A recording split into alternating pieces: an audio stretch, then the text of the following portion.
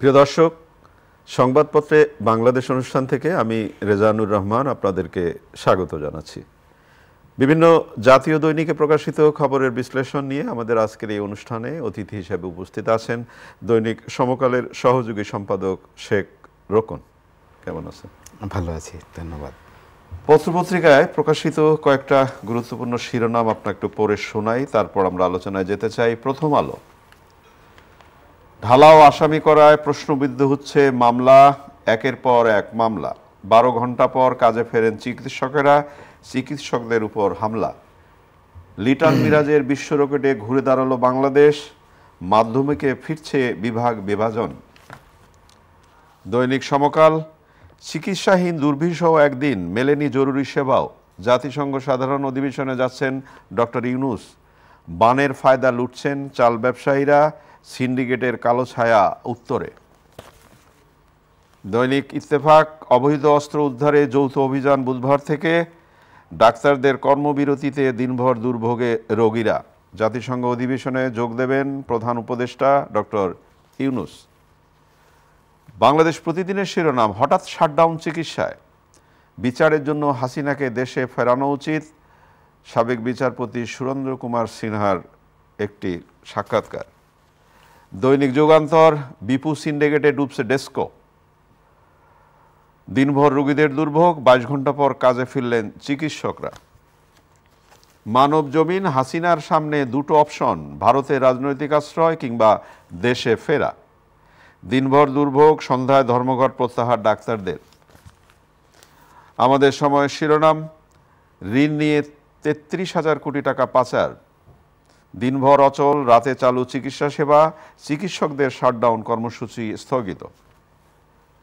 সময়ের আলো শিরোনাম, দিনভর রোগীদের দুর্ভোগ, দ্রব্যমূল্য কমাতে একগুচ্ছ উদ্যোগ। খবরের কাগজ, তমা ও ম্যাক্সের 3,500 কোটি টাকার দুর্নীতি, চিকিৎসা না পেয়ে চরম ভোগান্তি, স্ত্রী ছেলের অবৈধ সম্পদ 500 কোটি টাকার। আজকের পত্রিকার শিরোনাম, শিক্ষাগুরুর সম্মানে টান, চিকিৎসকদের দিনভর কর্মবিরতি, সেবা বন্ধ। দেশ রূপান্তর, নজিরবিহীন অবর্ণনীয় ভোগান্তি, অর্থ সংকটে ফেরত বিদ্যুতের 6,000 কোটির প্রকল্প। দৈনিক বাংলা, সরকারি কর্মচারীদের সম্পদের হিসাব দেওয়ার নির্দেশ, হামলাকারীদের গ্রেপ্তারের আশ্বাসে চিকিৎসকদের শাটডাউন স্থগিত। দৈনিক ইনকিলাব, হিসাব না দিলেই মামলা, সরকারি চাকরিজীবীদের সম্পদের বিবরণী চেয়ে প্রজ্ঞাপন। কালবেলা শিরোনাম, তৌফিক ইলাহির চাপে সামিটের বাজিমাত, সংস্কার প্রশ্নে একমত, প্রত্যাশা রোডম্যাপ। দৈনিক সংগ্রাম, দেশের 90 ভাগ নদী নাব্য সংকটে।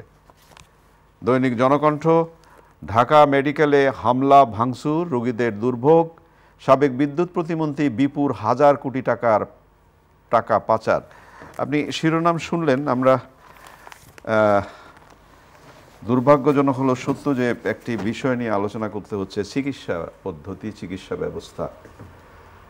চিকিৎসকদের উপরে হামলা হলো একজন রোগী মারা যাওয়ার কারণে, এবং তারপরেই পুরো শাটডাউন কর্মসূচি গ্রহণ করা হলো। এবং আজকের পত্রপত্রিকায় অনেক শিরোনাম আছে, যেমন হঠাৎ শাটডাউন চিকিৎসায়, রোগীর মৃত্যুকে কেন্দ্র করে হামলা এবং দিনভর দুর্ভোগে রোগীরা। রোকন, আমি একটা বিষয় একটু আপনার সাথে কথা বলতে চাই। কিছু জরুরি সেবা আছে, তো সেই জরুরি সেবাগুলোতে আমরা যারা কাজ করি তারা, যেমন ধরেন ঈদে, পূজায়, পার্বণে অনেক প্রতিষ্ঠান বন্ধ থাকে না, জনগণকে সেবা দেয়, হাসপাতাল তো বন্ধ থাকেই না। কিন্তু যে ঘটনাটি ঘটলো, একজন রোগীর মৃত্যু, রোগীর আত্মীয়রা ডাক্তারকে মানল এবং তারপরে একেবারে পুরো শাটডাউন সারা দেশ, এটা কি কাঙ্ক্ষিত? একেবারেই অনাকাঙ্ক্ষিত।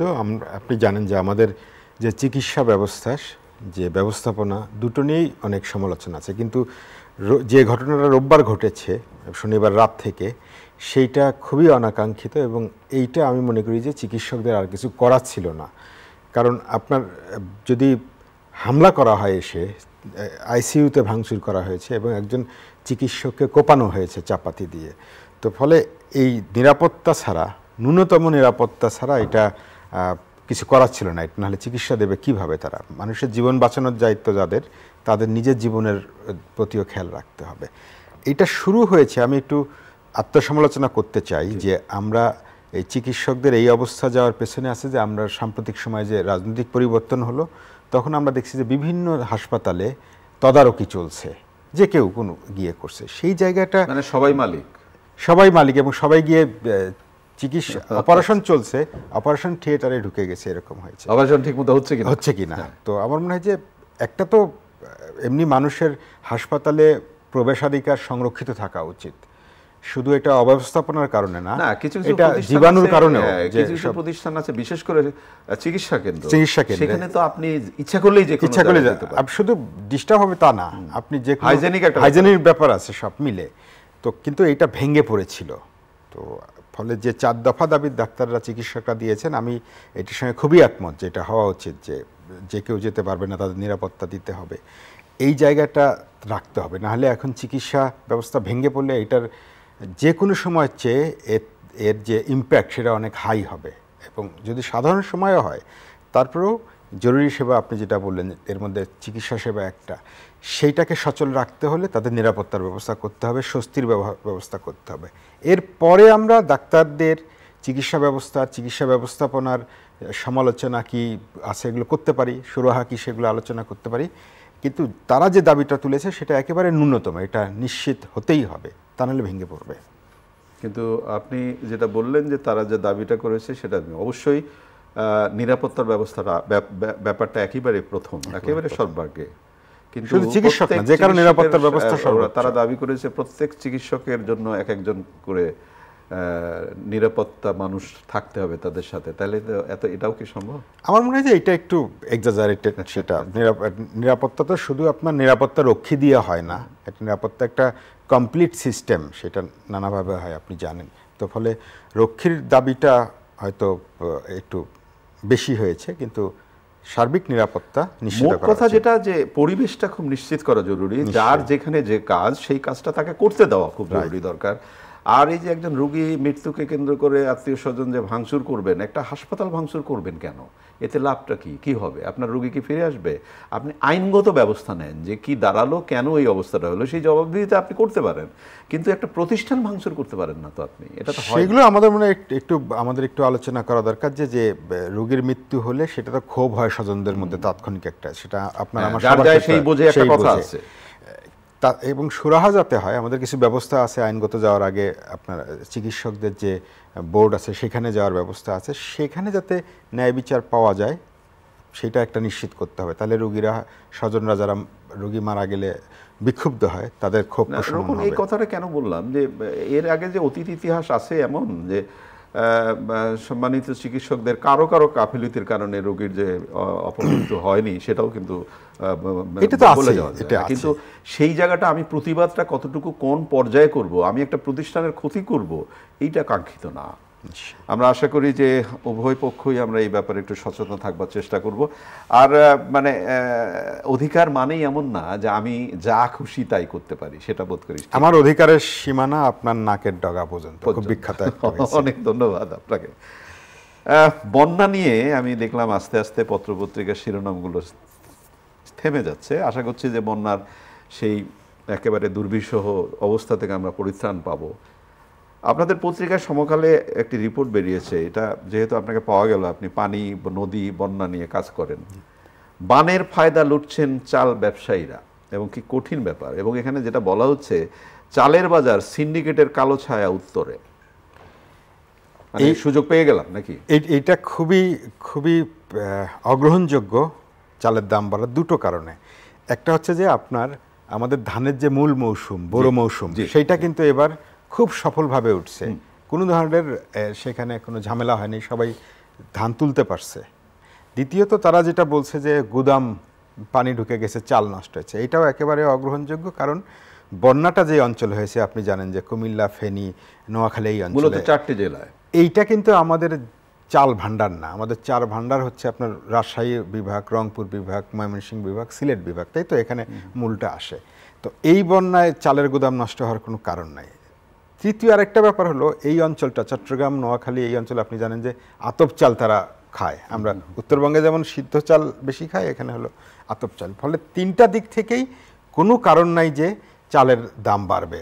আর আমন মৌসুমটা এখনও তো মাঠে গড়াই নাই, এটা আপনার ভাদ্র আশ্বিন মাসে বীজতলা তৈরি হবে, রোপণ হবে, কার্তিক অগ্রহায়ণ মাসে আমরা আমন ধান তুলব। ফলে বন্যাটা এমন সময় হয়েছে বোরো কিংবা আমন কোনো ধানেরই ক্ষতি হওয়ার কারণ নেই। আর ভৌগোলিকভাবে যে এলাকায় বন্যা হয়েছে তাতে আমরা যে রাইস বোল বলি, যে আমাদের চালের গামলা যে এলাকাগুলোকে বলি আমরা, রংপুর, রাজশাহী, ময়মনসিংহ, সিলেট, সেখানে কিন্তু না। ফলে এটা খুবই অগ্রহণযোগ্য সিন্ডিকেটের কারণেই হয়েছে। আর যেহেতু একটা রাজনৈতিক পরিবর্তন হয়ে গেছে, একটা ভোলেটাইল পরিস্থিতি, তারা সুযোগ নেওয়ার চেষ্টা করছে। এটাকে আমি প্রশ্ন করি, যেটা আমরা তো এই যে পরিবর্তনটা ছাত্ররা নিয়ে এলো, বৈষম্য দূরীকরণ এবং এই যে সিন্ডিকেট নামক শব্দ, এই শব্দগুলো তো আর থাকবে না, সেটা নিয়েই তো আমরা প্রত্যাশা করি না। নিশ্চয়ই। তাহলে সিন্ডিকেট তো আবার জেগে উঠলো নাকি? শুধু চালের ক্ষেত্রে না, আপনি দেখবেন যে অন্যান্য জায়গাতেও সিন্ডিকেট হচ্ছে। খবর এসছে যে চাঁদাবাজি হচ্ছে বাস স্ট্যান্ড বা পরিবহন সেক্টরে, শুধু মুখগুলো বদল হয়েছে, নতুন মুখ এসে একই কাজ করছে। সিন্ডিকেট, চাঁদাবাজি, দুর্নীতি এগুলো যদি বন্ধ করা না যায় তাহলে এই পরিবর্তন কাঙ্ক্ষিত যে প্রত্যাশা সেটা নিশ্চয়ই, সেই জন্য তো আমরা পরিবর্তন করলাম অবশ্যই। এবং আরেকটা জিনিস যেটা আপনি বললেন যে হাত বদল হয়ে গেছে, তার মানে আগে ছিলেন আপনি, এখন আমি যে সেখানে যুক্ত হয়ে গেলাম, তাহলে আমি আর আপনি, এরপরে তার কেউ নাই। তো এটা আমার মনে হয় যে এটা প্রত্যাশিত না, এই বিষয়টি আমাদের একটু মাথায় রাখা দরকার।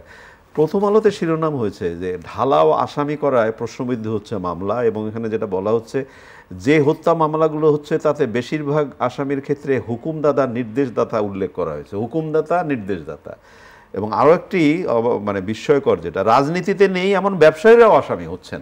তাহলে কি ব্যাপারটা এরকম যে একটা সময় আসছে আপনার প্রতি আমার বিদ্বেষ ছিল, এই মুহূর্তে আমি একটা মামলা আপনাকে দিয়ে দেই, ঠুকে দেই, আপনি বিপদে পড়ে যান, সেটাও কি হচ্ছে নাকি?